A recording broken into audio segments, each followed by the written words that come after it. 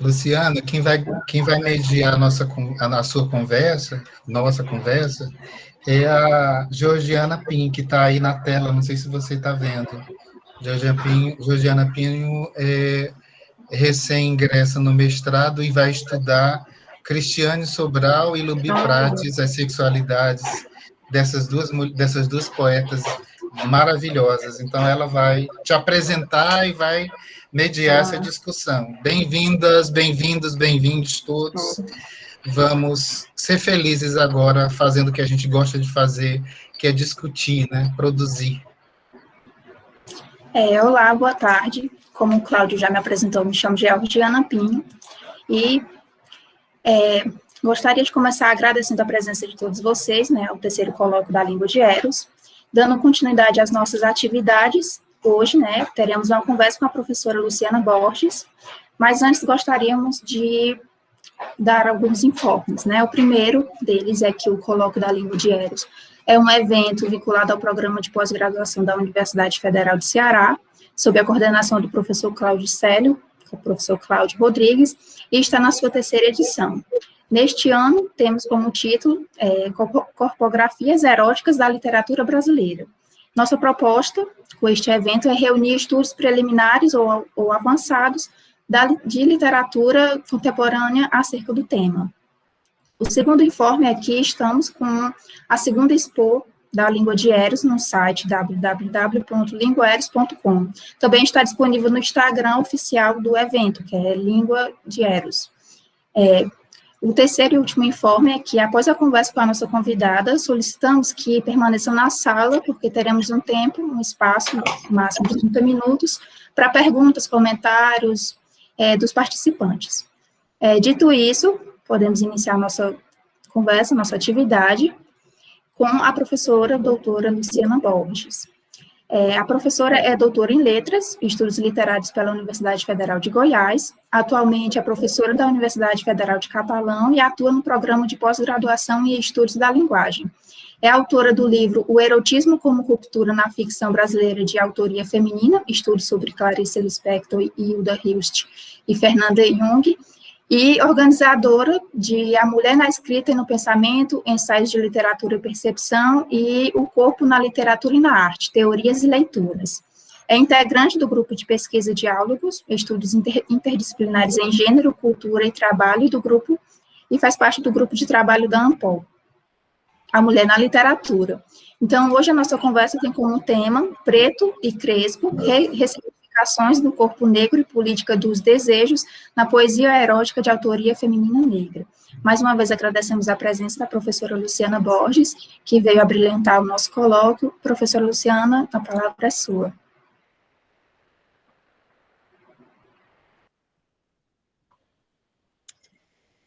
Muito obrigada. Eu que agradeço o convite para estar aqui hoje fazendo essa conversa com vocês. É um prazer para mim.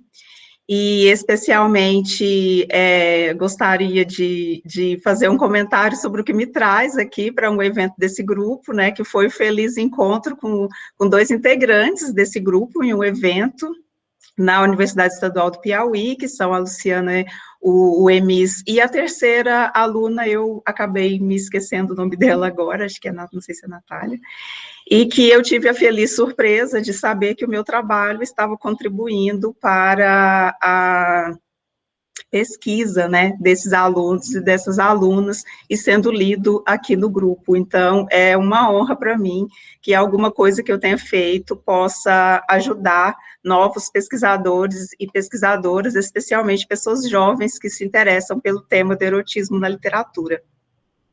E eu fico mais feliz ainda de poder falar de uma vertente em específico, né, e antes de mais nada, gostaria de dizer que eu sou também um pouco neófita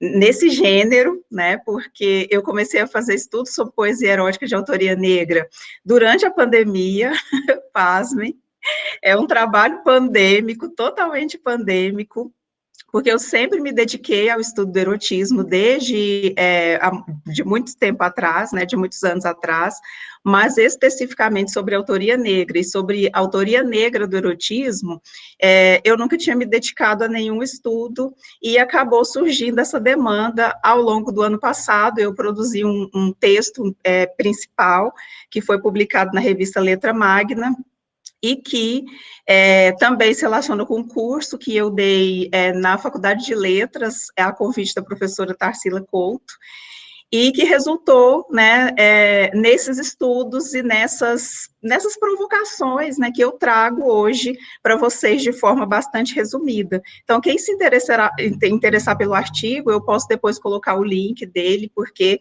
as formulações estão mais desenvolvidas lá. E eu vou fazer uma abordagem um pouco mais ampla, um pouco mais panorâmica, obviamente, retirando muitas questões contextuais, mas para mostrar alguns procedimentos que eu observei lendo conjuntos de poemas de autoria negra, e, obviamente, com foco na autoria feminina, porque eu sou do campo dos estudos de gênero, do feminismo, né? Então, o meu olho, quando eu leio, ele já é captado por essas inflexões, né? Então, parece que eu já vou, né, me guiando, né, para essa voz, para essa expressão das mulheres na poesia. E agradeço também ao professor Cláudio, né, pelo convite, pela generosidade, por achar que também eu posso contribuir aqui com os estudos do grupo. Como eu quero mostrar alguns poemas, eu fiz uma apresentação e eu vou compartilhar com vocês, e eu vou tentar fazer a exposição de um modo mais objetivo, para dar o tempo da gente conversar. Gostaria de lamentar também a situação que nós estamos vivendo, né? Estamos sendo, de certa forma, instados a manter uma neutralidade de ações e continuidade das nossas pesquisas enquanto o país colapsa, enquanto pessoas morrem, né? Então, também gostaria de registrar o meu lamento em relação a essa situação toda que nós estamos vivendo. E ressaltar também que o fato de nós estarmos na universidade, especialmente realizando um evento, e especialmente um evento que é transgressor por sua própria natureza, né, já indica um movimento de resistência. Eu quero começar lendo um poema, que é um poema da Tatiana Nascimento, que inicialmente foi publicado sem título, e depois ela colocou junto nessa coletânea, que se chama 7 Notas sobre o Apocalipse, ou Poemas para o Fim do Mundo.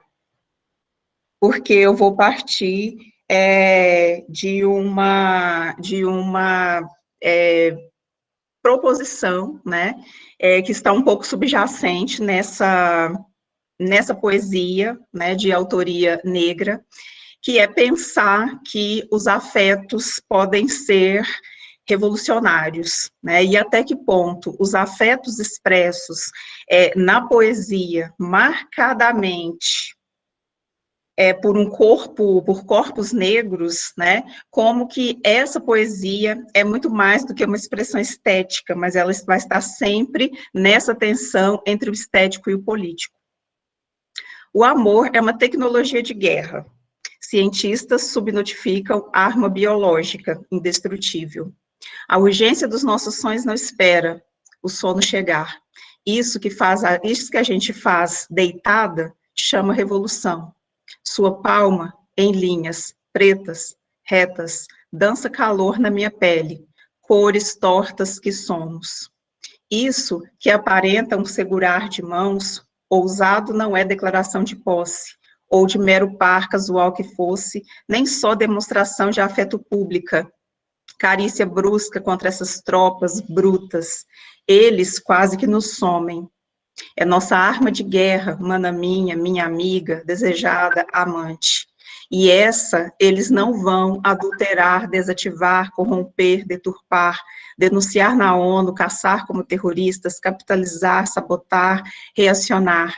Essa eles não podem, não querem e nem saberiam acionar. Essa química hormonal, visceral, astral, usa fonte de energia renovável, friccional, é inesgotável, reciclável, garantia ancestral. O nome dela anda meio banal, amor. Bem que na prática a temos, estamos reinventando, mas ainda é nossa maior tecnologia e a mais vasta, encontra e adelante. A escassez dessa cruzada, e eu não tenho medo, cada peito como o nosso abriga a força de 1000 granadas, e mesmo assim, nem se forçadas, paramos de lançar primaveras pelos ares algourentos que eles cavam.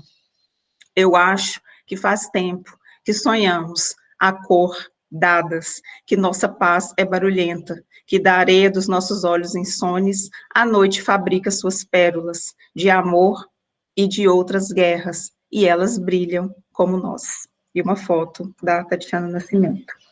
Esse verso da Tatiana Nascimento, que eu trago aqui como disparador, né, ele tensiona algo muito interessante a respeito do amor e dos afetos em geral, que é a ideia de que o amor é sempre colocado ao lado das serenidades, da paz, né, o velho slogan paz e amor e tudo mais, de acalantos da tranquilidade e não da guerra.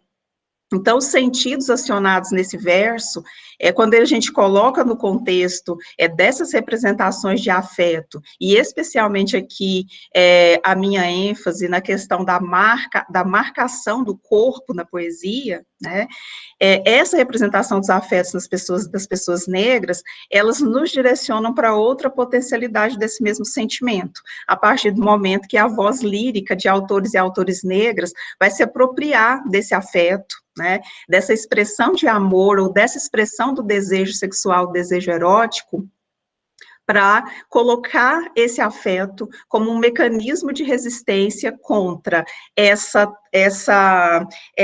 colonial apropriação dos corpos negros em nome do poder, né? Então, o poder colonial que se abate sobre os corpos negros, especialmente na nossa sociedade, em que a primeira e única forma de circulação dos corpos negros foi como mercadoria, e não como pessoa, não como humanos, mas como coisas que poderiam ser compradas, vendidas, expropriadas, violentadas e apropriadas de todo modo, isso vai ser muito significativo na poesia erótica, né, que eu tenho encontrado nessa expressão contemporânea.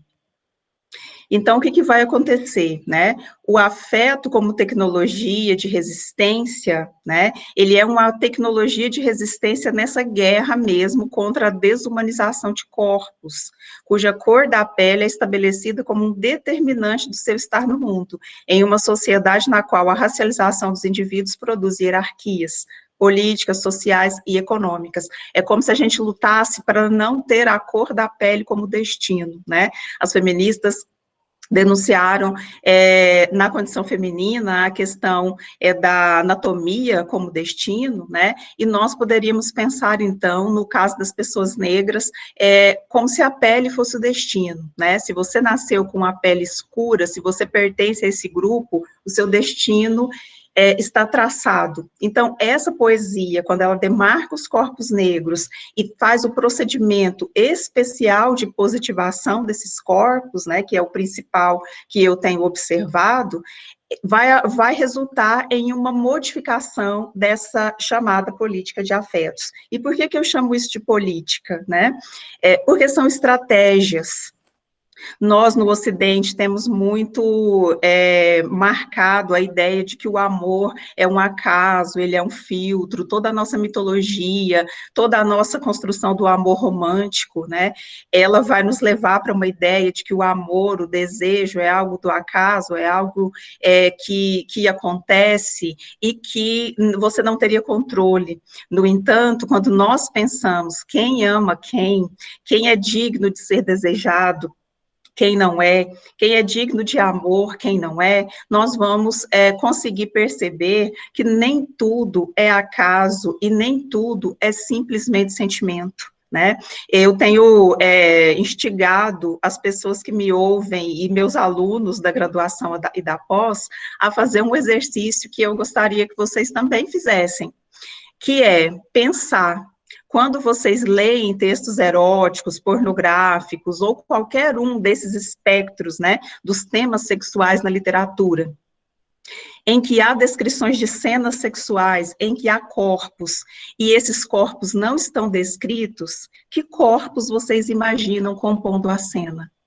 Que tipo de corpo, com qual corpo vocês preenchem o imaginário do desejo de vocês ao serem afetados pelo texto? Pensem aí, e quando a gente voltar na conversa, eu quero ouvir vocês. Então, essa modificação da política dos afetos, ela vai levar a algumas formulações que são bem interessantes. Recentemente, eu mediei uma mesa com a Cristiane Sobral, e uma das partes, né, eu fiz uma pergunta a ela sobre como que seria, como que ela lidava com a questão da poesia erótica, né, porque a Cristiane tem, especialmente nesse livro que aparece aqui na foto com ela, alguns poemas que são poemas eróticos, né, e ela disse algo muito significativo, ela disse para mim, disse na mesa, né, não encontrei isso escrito em nenhum texto da Cristiane ainda, ela disse que escrever poesia erótica é tatuar sobre as cicatrizes que o colonizador imprimiu sobre os corpos das mulheres negras. Então, ao escrever, a tomar o ato da escrita da poesia para si, é como se esses corpos que hoje se expressam, né, reimprimissem impressões, refizessem as expressões sobre esses corpos, modificando essa mesma expressão. E aí, nessa mesma perspectiva, né, de modificação e de apropriação dessa potência de vida, que é a potência do erótico, no sentido de transformar a percepção de si e a percepção daquilo que é um corpo desejável ou não desejável, né? Eu trago também aqui um poema da Carmen Faustino, que está nesse livro que se chama Estado de Libido, ou Poesias de Prazer e Cura, em que ela diz: eu faço do erótico a poética viva do meu dia a dia, a cada gozo expelido do meu ventre, na cama ou na rua, curo feridas e sigo firme, preta, em frente, né? Casando as duas falas, juntando as duas falas, né? A mim é bastante perceptível que o poema da Carmen Faustino traz essa voz que escreve tatuando sobre cicatrizes, né, e que vai resgatar, do ponto de vista daquilo que é mais essencial da noção do erótico, a noção de vida, de pulsão de vida, de afirmação de si, por meio desse gozo do corpo. Esse texto nos remete também, as duas passagens nos remetem também a esse texto da Audre Lorde, que se chama Os Usos do Erótico, ou o Erótico do Poder, ou Erótico como Poder, em que ela vai justamente fazer proposições em termos desse resgate do erótico como um recurso de vida para cada pessoa, e especialmente ela vai falar das mulheres negras, mas nós poderíamos estender as formulações que ela faz sobre isso para todos os indivíduos, sejam homens, mulheres, cis, trans, e não importa qual seja a orientação sexual, nós temos, inclusive, orientações sexuais que sofrem mais cortes, mais repressões de desejo, né, inclusive por conta de não preencherem a normatividade esperada, e eu trouxe 2 fragmentos desse texto, não vou ler inteiro, né, em que ela traz essa questão de que o erótico é um tipo de poder, né, e que esse poder, ele é justamente solapado dos indivíduos para fundar diversas opressões. E no caso específico das mulheres, isso tem significado a supressão do erótico como fonte considerável de poder e de informação dentro das nossas vidas. No segundo fragmento, ela diz assim: fomos ensinadas a suspeitar desse recurso, caluniado, insultado e desvalorizado pela sociedade ocidental. De um lado, o superficialmente erótico foi encorajado como símbolo da inferioridade feminina.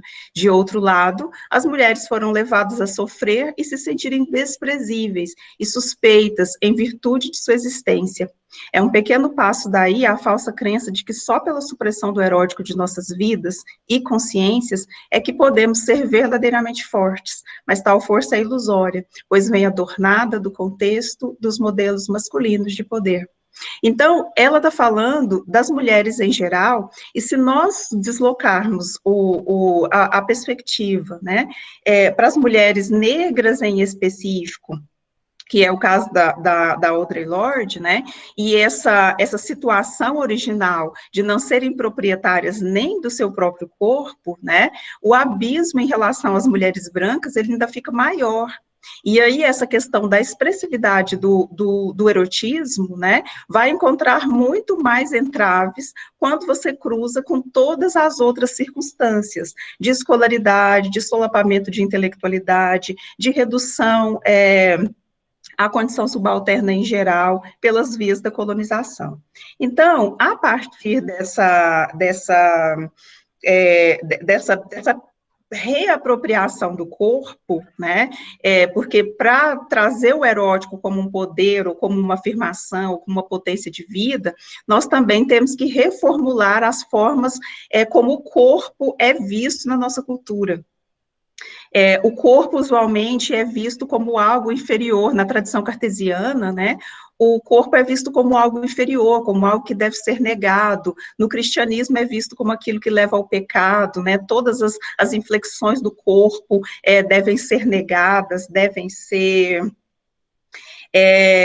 colocadas em segundo plano em nome de uma elevação espiritual que levaria, então, o sujeito de fé ou não, penitente ou não, né, a se encontrar com sua espiritualidade, né.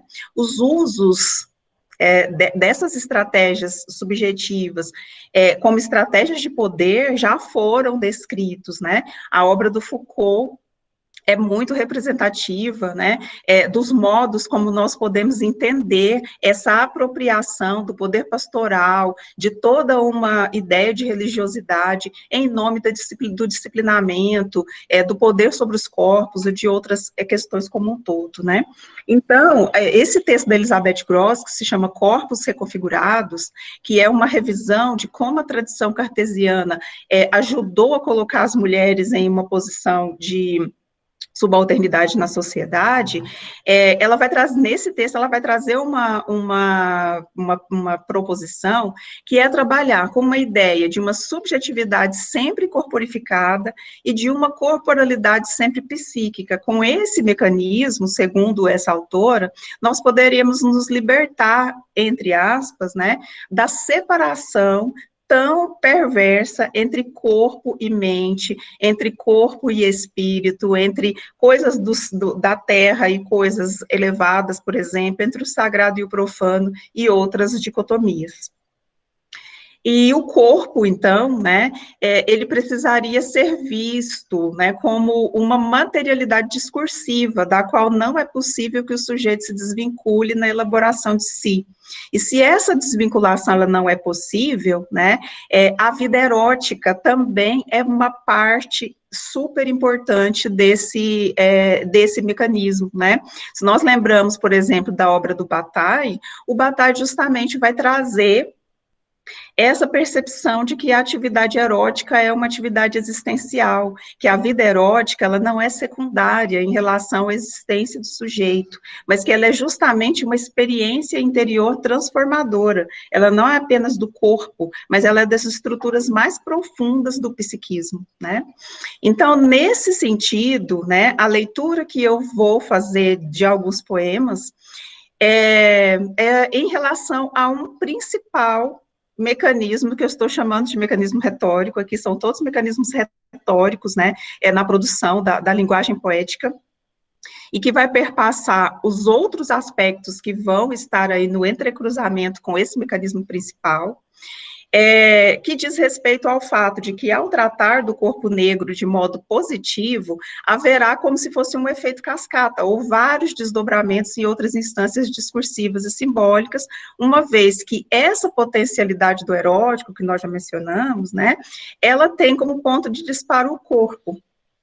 Então, o que vai acontecer? Esse corpo negro, que na lógica colonial é sempre tratado como animalizado, como indigno, como subalterno, como repulsivo, como aquele corpo que não é o objeto de desejo, que não é o padrão da beleza, esse corpo vai estar positivado, de modo que corpo e identidade, corpo e discurso, corpo e prazer, né? E nós poderíamos até dizer que corpo e poesia, né, não vão se desvincular, né? O corpo de linguagem que vai aparecer nesses poemas é sempre essa linguagem remissiva do corpo, e esse corpo é um corpo marcado, ele é o corpo negro, com as suas características, por assim dizer, fenotípicas, né?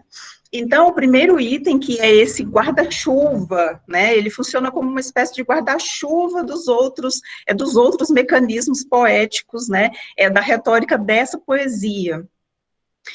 A positivação do corpo negro. Então, quais elementos vão aparecer? A pele escura, o cabelo crespo ou cabelo texturizado, com tranças, dreadlocks, que são característicos, né, da forma do cabelo crespo, formato do rosto, lábios, nariz, cheiros, formas corporais, fenotipicamente identificadoras do corpo, serão percebidos como um todo, né, e positivadas na cena erótica e sendo tratadas como um corpo como ser. Ou seja, né, os sujeitos, os parceiros do jogo erótico, eles são identificados como corpos negros.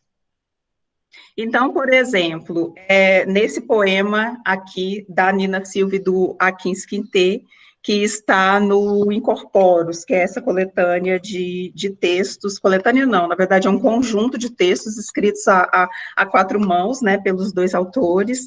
Eu não vou ler o poema todo pela questão do tempo, mas ele é desse livro, né.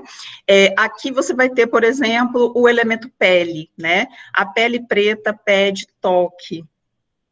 Eu e tu, entre sanha, sonho e funk, no que te toco, entre ancas, ataco no tanque. Lavo-me no que te elevo, o beijo que te roube, e assanho no que me desce e me sobe. A pele preta pede língua, sinto-a por todo o meu corpo, minha pele preta retinta, vindo para dentro, enchendo, escorrendo entre meus membros e as savanas suaves pubianas. Ligeira língua se faz forasteira, explorando as montanhas habitadas em meu peito, meus seios.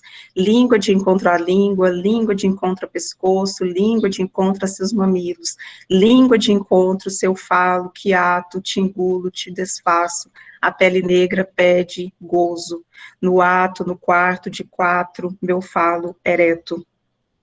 O fato que caço, que passo, que toco teu reto a ponto de explodir. Quero sentir tuas águas de tuas matas e fartas teus desejos, batizando a mim.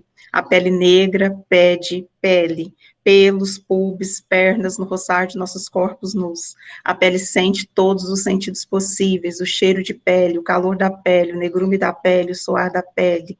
Não só ele, mas o som do gemido que vem de mim e atinge a nós, a pele. A preta pede pele, o preto pede pele.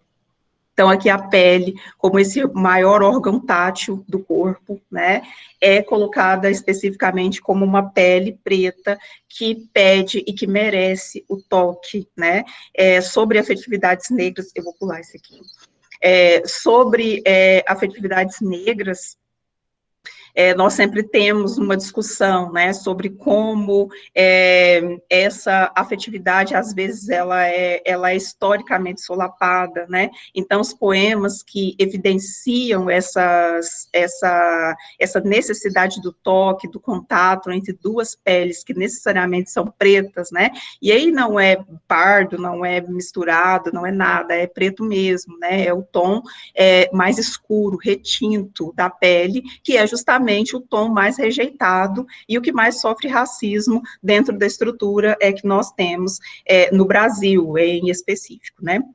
Vou pular esse aqui para passar um pouco mais rápido. Depois, se der tempo, eu volto. Esse outro poema aqui, que está no Cadernos Negros, da Regina Helena de Silva Amaral, que se chama Tesão, né? Aqui é a textura do cabelo, né? Teu falo é um facho fascinante, e eu me encrespo sempre. Teu facho é um fato irreversível. Então, aqui, a textura do cabelo, ela é tratada metonimicamente como esse desejo que altera o estado do sujeito lírico, né? Esse encrespar-se, ou seja, tornar crespo, tornar desejoso, tornar desejável, né? Esse primeiro item, então, é uma espécie de guarda-chuva, né, que vai trazer outros itens, como, por exemplo, esse segundo, que eu chamei de horizontalidade na relação erótica, né, e essa horizontalidade, ela vai aparecer muitas vezes assim, eu sei que é um pouco anacrônico, né, ou talvez pode soar muito eurocentrado, eu fiquei me perguntando isso, até depois que eu escrevi esse texto e também fiz outras reflexões, né, até que ponto não temos que procurar outras teorias que não sejam eurocentradas, né, sobre o erotismo, o próprio termo erotismo, né, é totalmente eurocentrado, eu escrevi sobre isso agora num outro texto que ainda não saiu. A própria imagem de Eros é parte de toda uma tradição europeia, de construção da ideia de amor, de desejo, num contexto que não é esse contexto do resgate de uma ancestralidade, vou falar disso mais para o final. No entanto, trabalhar com esse instrumental que a gente ainda tem, né, e tentar fazer algumas inflexões no sentido contrário, né. Então, nesses outros poemas, em alguns poemas, o que vai aparecer é essa tentativa de fusão, né, que é muito parecido com as questões da continuidade e descontinuidade que são colocadas na teoria battagliana, né, sobre essa coisa da complementação, né, é uma complementação que vai acontecer entre os corpos a partir do momento em que eles são unidos, né, mãos e pernas, corpos unidos, sincrônicos e unidos, corpos unidos por um único objetivo, o prazer par, somos dois, língua sobre língua, sugando a saliva doce, boca suga seus seios, buscando te acender. Depois de intensa volúpia, os corpos deitados, cúmplices e entregues, relaxam do prazer do gozo conquistado. Prazer, ter-te, maravilha de ébano, puro chocolate em pau e poesia. Então, aqui dá para perceber bem essa questão do corpo, que é um corpo marcado e que encontra um outro corpo na horizontalidade do desejo. Tem outros poemas, mas eu coloquei só um. Tem vários outros poemas que dá para ler nessa mesma clave, né? O terceiro item é a questão do auto-amor ou do auto-erotismo, né? De forma que, especialmente na poesia de mulheres, né, na poesia de autoria de mulheres, o orgasmo é apresentado como uma dessas vertentes do autocuidado, como uma estratégia que é uma estratégia curativa e de redenção de perdas. Então, a entrega, né, desse corpo, que é uma potência, ela é feita, às vezes tem custos para o amante ou para a amante, às vezes não tem custo, às vezes vai ter uma lógica entre o devorador e o devorado, mas a posição da mulher que fala, né, é uma posição de que, usualmente, essa mulher, ela também toma o corpo do outro ao ser tomada, né? Então, não é uma perspectiva de apropriação fálica, né, dos corpos, é um outro tipo de perspectiva, como, por exemplo, nesse aqui que está no coletânea Louva Deusas, coletânea de poemas eróticos, é um poema assinado por Vivian Costa. Mulher grandiosa, Não quero um toque, não sou uma mulher rasa, nada de meias palavras ou contatos sutis. Quero fogo, quero guerra, quero força, sou animal solto na natureza, reajo ao instinto, farejo o cheiro do sexo, não há certo nem tampouco o errado, desejo aquilo que me sacia. Para me saciar, você sabe a fórmula. Sou voluptuosa, de quadril generoso, com curvas que envolvem qualquer homem. No meu momento insano, em busca da carne quente, só penso em seu membro equino a me invadir, me tocando por dentro, onde eu jamais me alcançaria. Chegando ao ponto mais G da minha libido, me faz ferver, suar, entorpecer. No breve momento de completa entrega, não sou mais eu, sou só sua. Sou uma fêmea que goza, uma mulher grandiosa. Então, essa entrega, né, ela é uma entrega que não se faz de modo passivo, mas ela se faz de um modo em que o prazer obtido com o corpo do outro, né, é um prazer que reconfigura a própria ideia do ser mulher. Esse outro poema aqui é de um outro livro, da Carmen Faustino, que se chama Estado de Libido, ou Poesias de Prazer e Cura, que eu já li o primeiro poema para vocês, e que se chama Meu Orgasmo é Cura. Quando a explosão toma conta e aquece o estado líquido, toda dor que esse mundo criou para me levar à exaustão de banzo evapora. Meu corpo transcende como brisa leve, beleza africana, consagração de um espírito livre, quilombola, de quem goza por rebeldia e pirraça, pois o meu prazer, você, racista, não mata. Esse poema aqui, ele parece, assim, que executa a lição, né, da tecnologia de guerra, né, esse gozar por pirraça e rebeldia, né, quer dizer, nos sequestram o prazer, nos sequestram o nosso corpo, mas ainda assim eu gozo, né, ele é colocado como uma estratégia de resistência e dessa não apropriação, né. E aí vão aparecer termos que são muito próprios, né, da resistência, né, a ideia de um aquilombamento, né, o estado de quilombo é justamente esse estado de revolta, mas também um estado de liberdade, de recusa do sistema, né, e ao mesmo tempo, a criação concreta de uma nova possibilidade de existência, que é a estrutura do quilombo, com toda a sua constituição, né? E, por último, esse poema é da Carolina Rocha, que assina como Dandara Suburbana, não está publicado em livro, mas está no Instagram da autora, né, e é um fragmento, porque esse poema é um poema longo, eu coloquei só uma partezinha, para dar essa ideia, tanto do autocuidado, ou seja, dessa mulher que recupera as potencialidades do seu corpo, né, e que usa essas potencialidades para, de certa forma, transformar essa potencialidade em algo que reconfigura todos os seus aspectos subjetivos, né. Para tocar meu corpo é preciso saber, colher, quinar, temperar e mexer. Quando meu mel estiver quente, escorrendo na ponta da sua língua, é o momento de consumar a magia. Estarei aberta, sedenta, nua e sua. Pode entrar e se servir, mas não vá pensando que sairá ileso. Eu sou um continente inteiro, muito maior do que seus olhos podem ver. Na ânsia por me preencher, são meus grandes lábios que devoram você. E que vantagem a sua, minhas águas são profundas, nutritiva seiva bruta, puro amálgama de um orgasmo que cura. O quarto e o penúltimo item, né, é a questão da recuperação da ancestralidade afrocentrada na poesia erótica. Então, esse poema da Miriam Alves, que também está no Cadernos Negros, mas que é citado pelo Cult num artigo que ele escreveu sobre a poesia erótica nessa publicação, ele se chama Padê. Ou ele recupera a imagem do Padê, né, Padê de Exu. Chama geometria bidimensional. Confluência das coxas, encontro pleno da geometria. Há um triângulo isóscele, triângulo isóscele, triângulo isóscele, pede, isóscele, padê, pode, pede, posse, padê.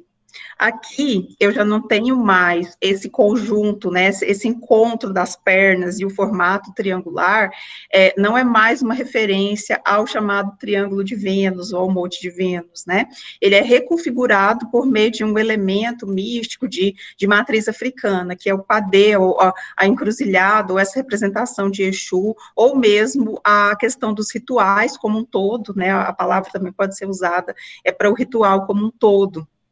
E, de certa forma, ela reconfigura, do ponto de vista simbólico, né, essa representação. Então, a presença de elementos que são da afrocentricidade, ou uma recusa da mitologia mais tradicional, por exemplo, vai aparecer em outros poemas também, como é o caso desse poema aqui, que é Oxum, em que o espelho de Narciso vai ser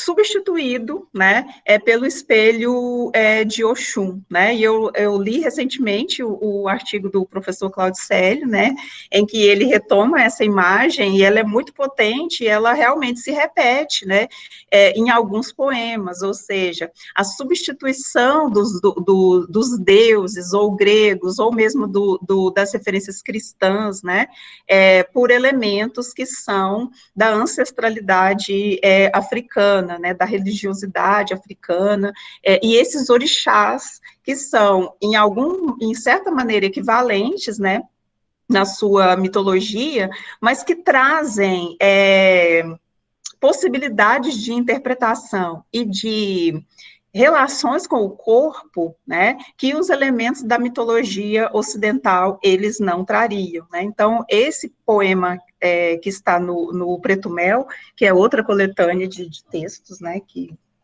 também de poemas eróticos, né, ele vai dizer: no espelho da água contemplava-se, contornos arredondados amou-se, água de cachoeira límpida e misteriosa, desaguando intensa, redemoinhos no leito do rio, molhava-se, na rubra gruta secreta, envolveu-se em profundidades, provou sabores, entre ais e ais em si mesma deleitou-se, mandou Narciso as favas, ninguém morre se amando. Né? Então, aqui, em vez dessa aniquilação a partir do contato ou desse encontro, né, com o eu, esse eu que está aqui, ele vai justamente se refletir num outro tipo de espelho, que não é o espelho da aniquilação, mas é um espelho, né, do alto amor, né, ou daquela que manda aí a aniquilação às favas.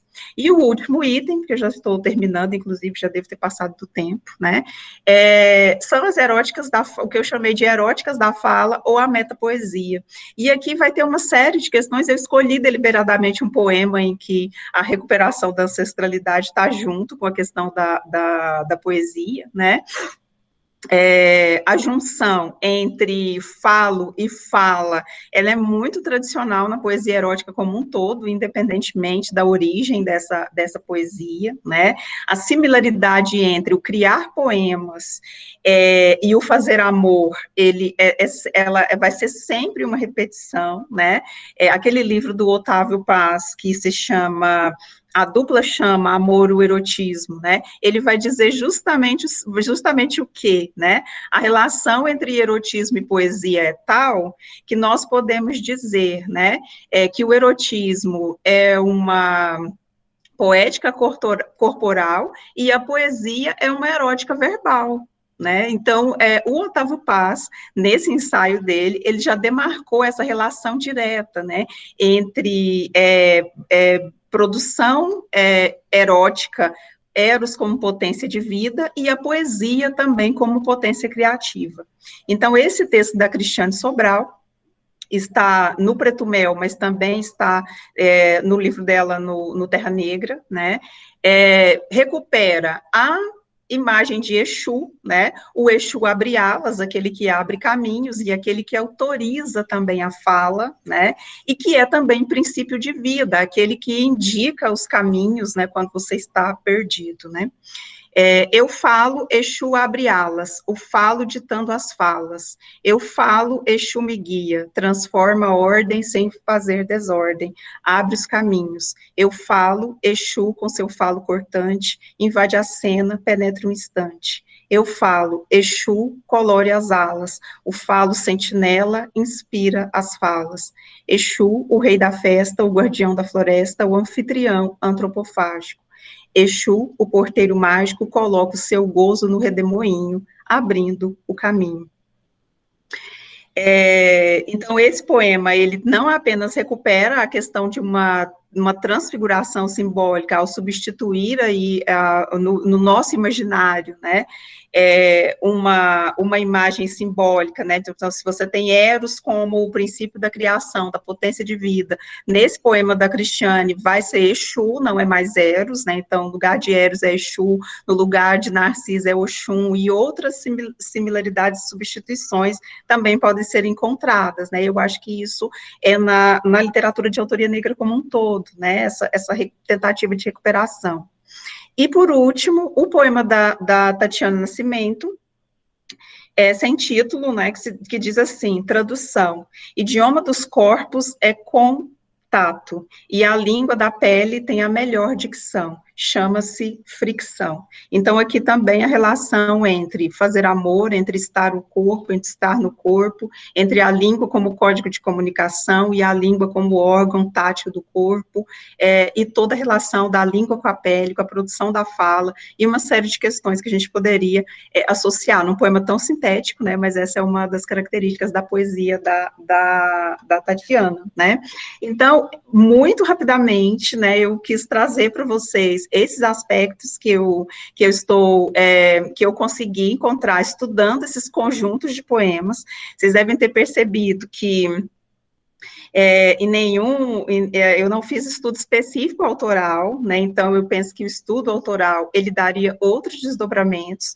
Eu me dediquei a estudar coletâneas de poemas, antologias, porque eu já vinha de estudos anteriores de antologias de contos, né, eu estudei no meu pós-doutorado antologias de contos escritos por mulheres, e essa coisa das antologias sempre me chamou atenção, por quê? Porque elas funcionam como uma espécie de amostra, né, então aquilo que você encontra nas antologias é ao mesmo tempo uma reunião, mas é também uma amostra, né, e sempre vai indicar a presença e a ausência, mas vai dar para perceber aquilo que usualmente se repete, né, e a poesia erótica de autoria negra era uma produção muito recente, justamente por conta dessas questões coloniais, que eu não desenvolvi na primeira parte do texto, que eu falei aqui, porque não, por uma questão mesmo do recorte, né, mas que configurou a expressão. E aí, num primeiro momento em que a expressão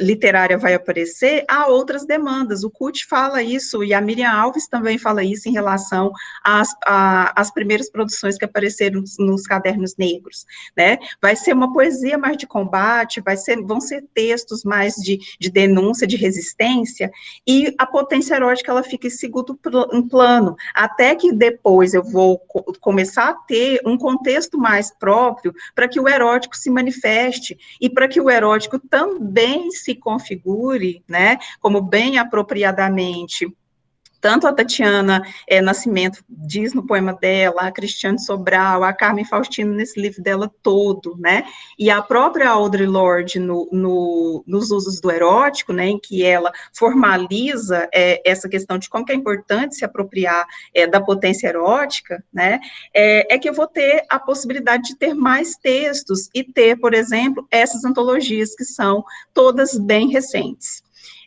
Então, eu fico por aqui, a gente pode conversar, e eu deixo para vocês aí também um último poeminha da Tatiana Nascimento, em que ela diz, a esperança é a única que move, né, que nós possamos nos mover, em relação àquilo que nos mantém vivos e em resistência. Obrigada. Parar aqui.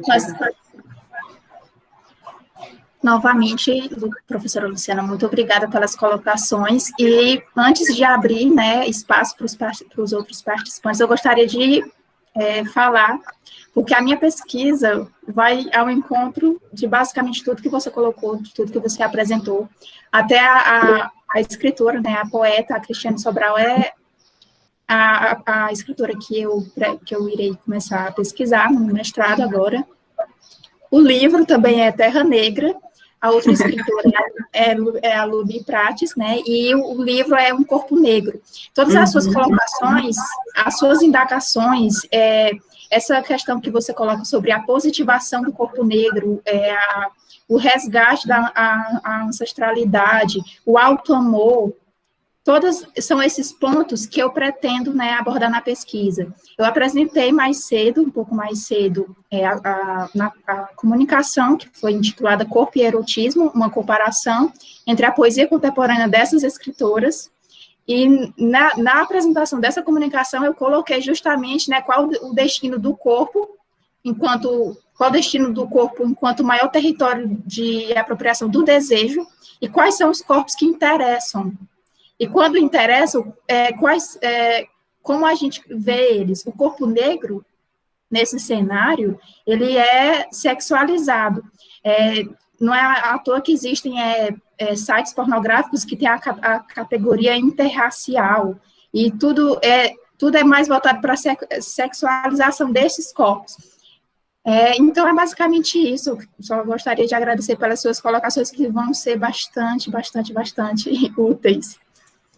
Então, eu costumo dizer que a gente trabalha para conseguir mais trabalho, né? Eu já vi aqui no chat que eu já estou conseguindo mais trabalho aqui, né?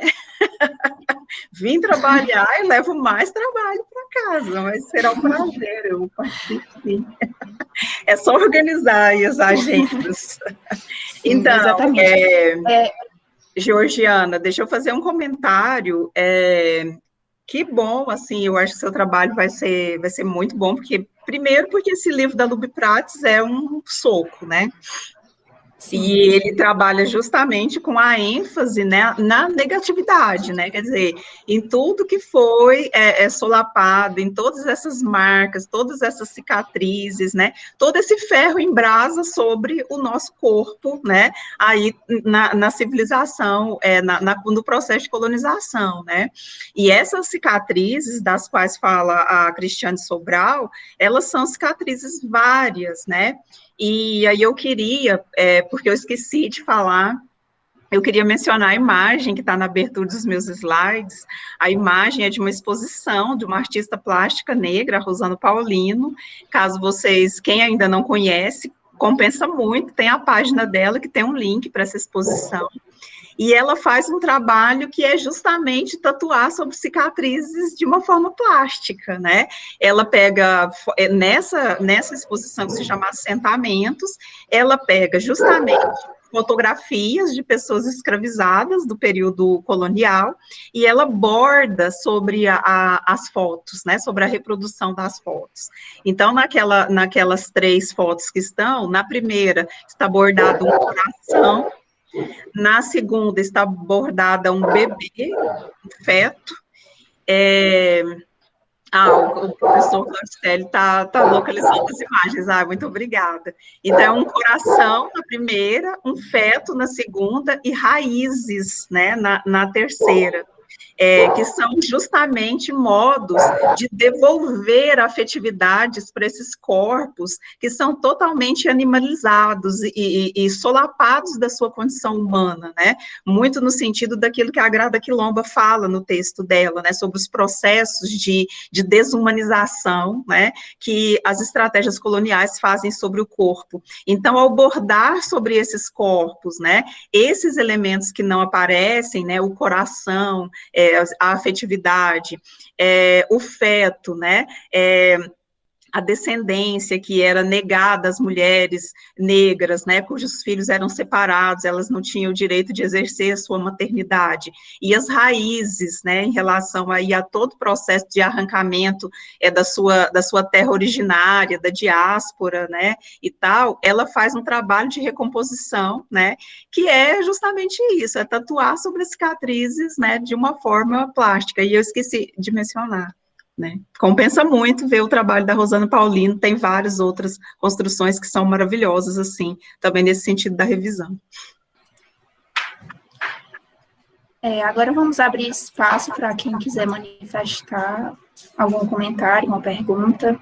Eu vi no bate-papo a Carliane Capitu manifestou interesse. Carliane? Gente, vai dar para eu falar um pouquinho, vou ser bem breve. É só para falar, Luciana, que eu amei que você falou desse livrinho aqui, que eu também tenho. E, assim, eu fiquei muito emocionada com a forma como você leu, e eu comecei a me interessar foi um livro que eu ganhei desde quando eu comecei a estudar questões decoloniais, e foi bem recente, é um estudo bem recente, comecei a estudar esse ano. E o que mais me chamou a atenção, e eu estou tomando para mim como forma de resistência, né, nessa insistência que é sobreviver, é a escrita do português, que ela faz a utilização, substituindo o I, que é a letra E, pelo Y. Então, eu queria saber, assim, de você, se você também curte esse tipo de escrita, como é que está sendo isso diante de um cenário acadêmico que você vive, como é que o português se está inserido na vida acadêmica.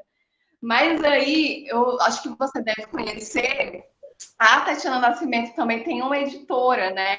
Que justamente o nome da editora é Padê Editorial. E aí é super legal, inclusive hoje de manhã eu apresentei comunicação no livro que eu não sei se você conhece, da Audre Lorde, que é Exame, uma biomitografia.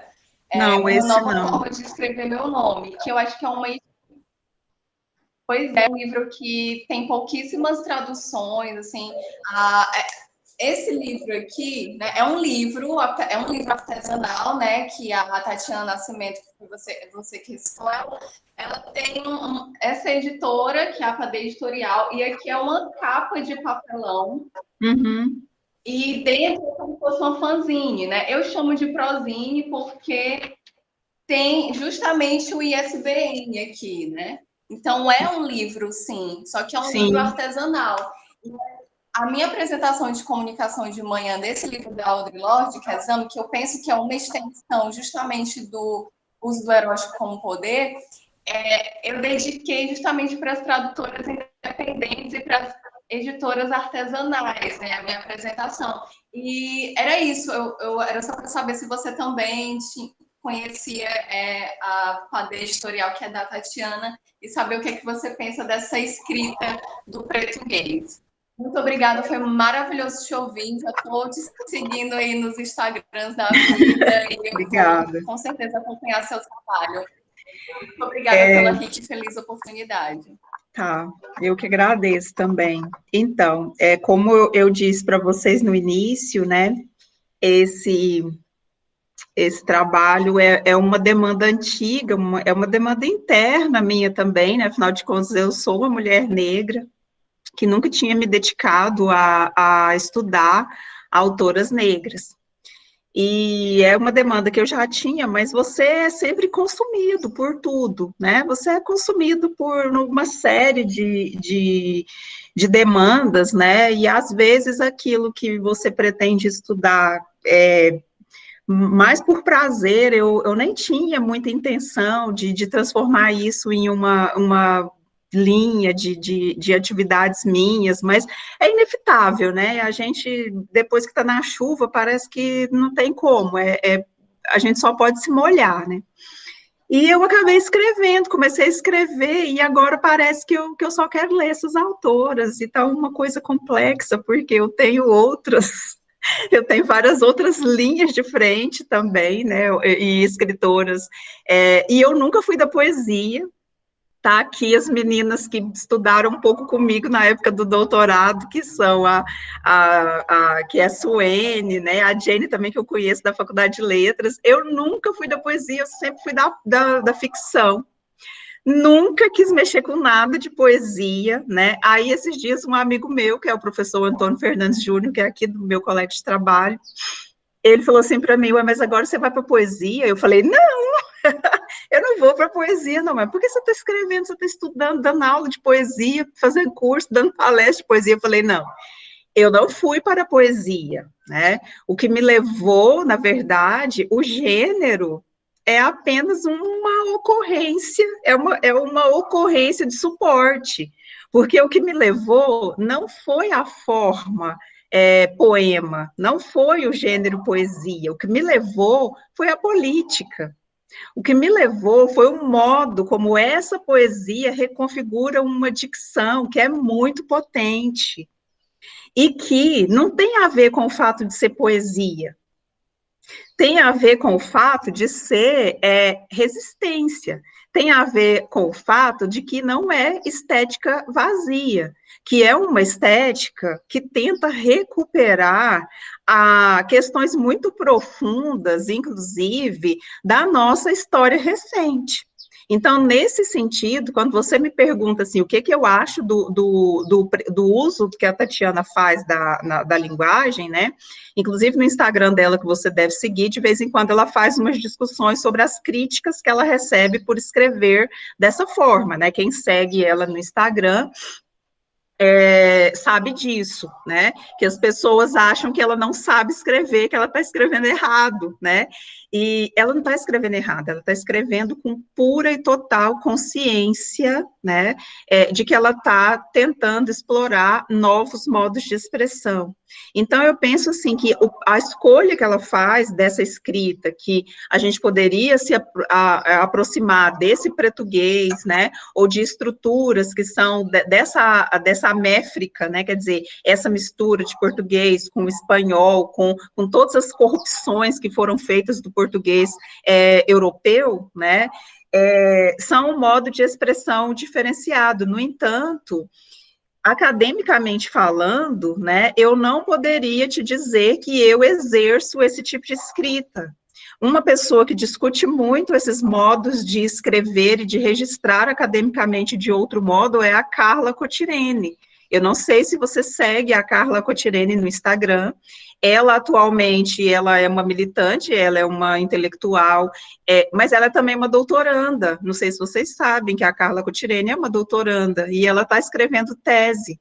E ela expressa nas postagens dela grande incômodo com essas questões dos modos de escrita, né? Porque muitas vezes a escrita que ela faz, recuperando imagens, símbolos, estruturas mentais que não são ocidentalizadas e ocidentalizantes, é vista como hermetismo, e ela diz, por que eu falar das encruzilhadas e de Exu e dos orixás é hermetismo, e todo mundo falar das outras mitologias e da filosofia ocidental como um todo, e escrever um monte de texto que ninguém entende, só faz de conta que está entendendo, mas não entender também é chique, é um problema, né? Porque as pessoas muitas vezes acham que escrever complicado para ninguém entender é um mecanismo de mostrar intelectualidade, né? E aí ela faz isso com um repertório que não é ocidental, as pessoas a acusam,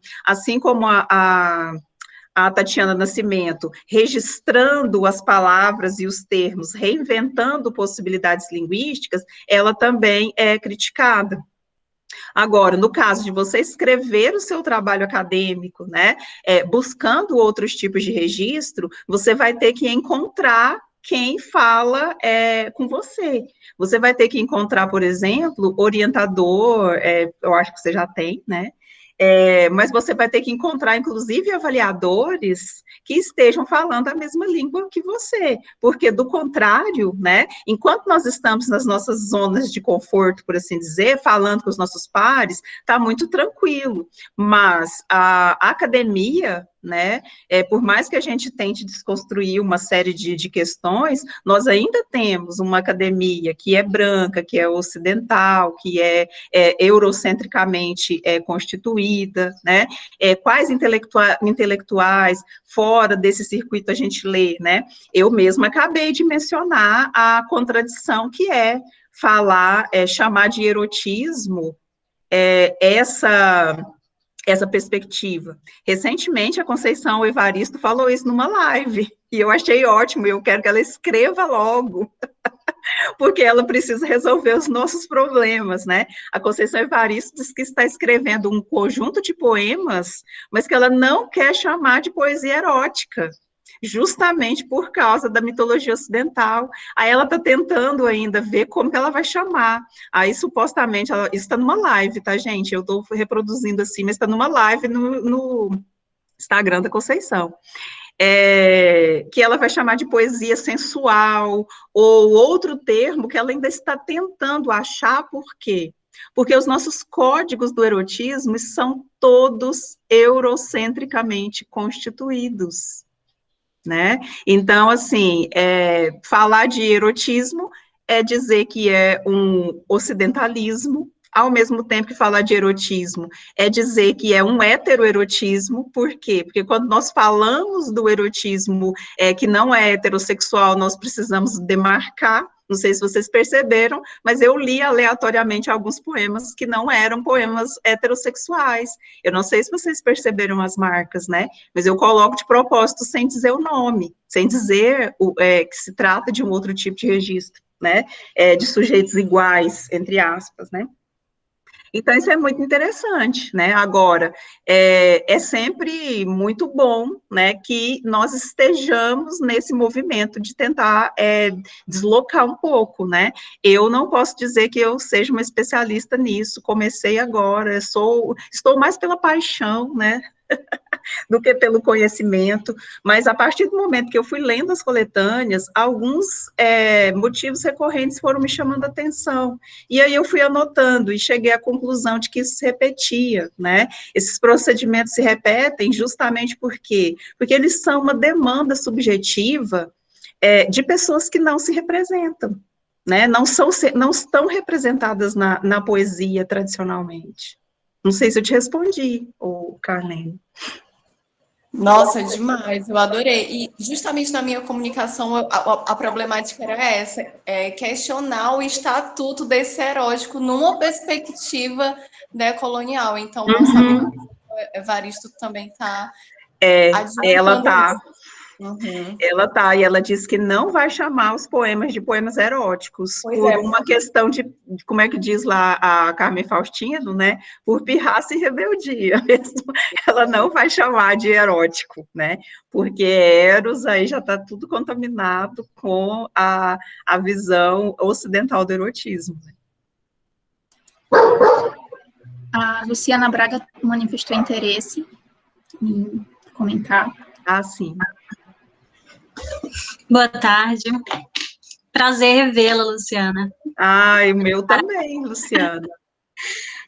Acho interessante essa sua última fala aí da Conceição, né, que você reproduziu, ela não querer denominar os textos dela de textos eróticos, porque me fez lembrar da Via Crucis do Corpo, em que Clarice também não chama de texto erótico, né? Uhum. Ali são textos proibidos, né? Assunto proibido. Então, o assunto proibido é a maneira, a estratégia que ela usa para poder lidar com esse tipo de texto.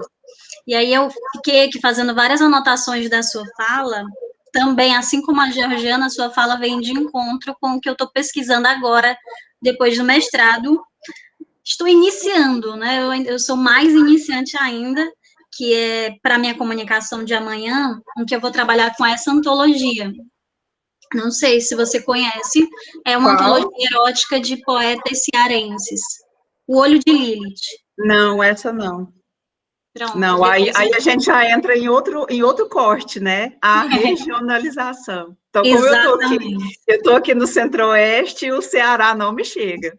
Não chega, né?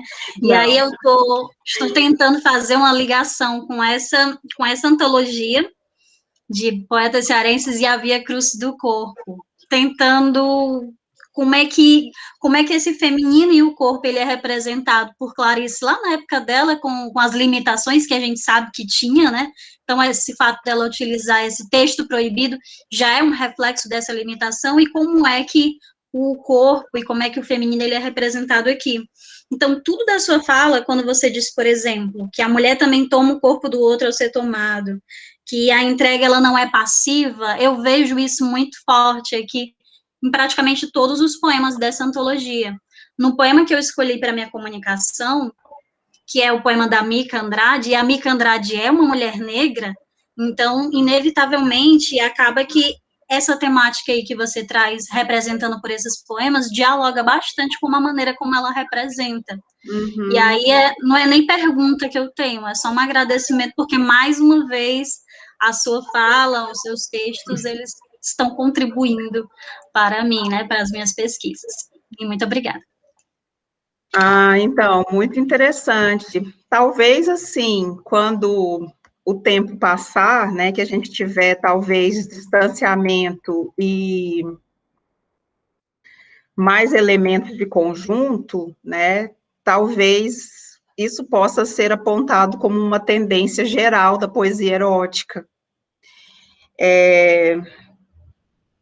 Das escritas do erótico, no geral, por mulheres, desde que eu, por exemplo, estudei Clarice, Hilda e Fernanda Young, e também estudei as antologias de contos escritos por mulheres, as questões da posição, do deslocamento da posição, objeto do desejo, sujeito do desejo e sujeito do discurso, é a tônica da autoria feminina do erotismo. Isso é inegável. Quando as mulheres escrevem, independentemente de tomarem os códigos da tradição fálica, porque isso também vai ser observado, quer dizer, muitos textos escritos por mulheres vão acionar a mesma retórica fálica da tradição erótica como um todo, né? Mas aí, se a gente lê, por exemplo, um texto como aquele da Sandra Gilbert, que se chama Infecção na Sentença, em que ela fala da tradição ou da falta de referencial das mulheres do século, das escritoras inglesas do século XVII, em relação à autoria, né, em que ela vai justamente tensionar a questão da angústia da influência, dizer que as mulheres, elas não sofrem de angústia da influência, mas elas sofrem de algo muito mais primitivo, que é a ansiedade da autoria, né, pela falta da tradição. A gente entende por que alguns códigos são repetidos, ou seja, por que as mulheres se expressam de modo tão fálico às vezes, isso é possível. No entanto, mesmo fazendo uma expressão assim, né, o simples fato de fazer o que a Clarice fez, por exemplo, na década de 70, o que Cassandra Rios fez, o que Gilca Machado fez, né, já mostra esse deslocamento da posição. Por quê? Porque tradicionalmente as mulheres são faladas, elas são colocadas como o corpo a ser consumido, elas estão ali para preencher o imaginário do desejo masculino. E só o fato de tomar a escrita como ato já desloca essas mulheres, independentemente do modo como elas expressam, não importa, né? Então, eu penso que a poesia, especialmente a poesia contemporânea, e a poesia contemporânea que tem uma pegada feminista, gente, porque isso é um fato. Eu não tenho problema algum de dizer que alguns textos, que algumas escritoras escrevem textos que é poesia feminista, gente. Você pega, por exemplo, Sangria, da Luísa Romão, é poesia feminista. Isso significa que está reduzindo o texto? Não, muito pelo contrário, né? Porque é um excelente texto, inclusive com um projeto editorial e com um projeto literário que é fabuloso, né? Mas ali tem um comprometimento, né? Que é o que eu tentei discutir com as antologias. As antologias de contos eróticos, elas têm um projeto político. E esse projeto político é justamente o quê? Mostrar que as mulheres também podem escrever texto erótico, pornográfico e tal. A Hilda Hilst também vai fazer isso na trilogia Obscena, de uma forma magistral, né? A Jane está aqui, especialista também em Hilda Hilst. Essa coisa de dizer que as mulheres podem escrever muito mais do que só sobre elas mesmas, já era uma demanda da Virginia Woolf lá no texto que ela escreveu, que é Um Teto Todo Seu, né? As mulheres não escrevem só das historinhas delas mesmas, as mulheres podem escrever sobre qualquer assunto, né? Quando ela transita pela biblioteca ali mostrando o que está escrito em cada século, né? Até chegar no presente dela no momento, ela vai dizer que as mulheres podem escrever qualquer coisa, inclusive pornografia pesada, inclusive pornografia de massa, inclusive texto obsceno, inclusive alta literatura erótica com imagens maravilhosas, né? Inclusive poesia que vai estabelecer de modo absolutamente original outros códigos de representação, como nós acabamos de falar, da Tatiana Nascimento, né, e tem outras autoras também, a Cristiane Sobral, também com maestria, recuperando, por exemplo, aspectos específicos do corpo das mulheres negras, né, como ter, por exemplo, um livro inteiro que é praticamente só sobre cabelo, né, sobre cabelo crespo, né, poesia da Cristiane. Então, assim, eu penso que essa tentativa que eu fiz nesse artigo, que eu coloquei ali no chat, o link do artigo que saiu na Letra Magna, é que essas observações que eu fiz, que eu chamei de mecanismos retóricos dessa poesia, podem ser utilizados para ler qualquer outro tipo de poema em que você encontre essas mesmas ocorrências, né? Então, positivação do corpo negro vai estar nas outras autoras também como um todo, recuperação da ancestralidade e tal, né? Porque são mecanismos retóricos de estabelecimento dessa poesia. Temos agora a Laura Carini, antes de finalizarmos a nossa sessão, nossa conversa. Laura?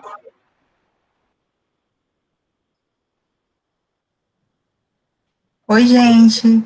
Eu só queria agradecer enormemente a contribuição de vocês, esse tempo aqui, esse mar alto que a pandemia nos deixou, né? Vocês vêm com essas boias para nos salvar vidas, para nos deixar alimentados, né? De uma forma ainda mais prazerosa, viu? Só vim mesmo só agradecer a contribuição de todos vocês.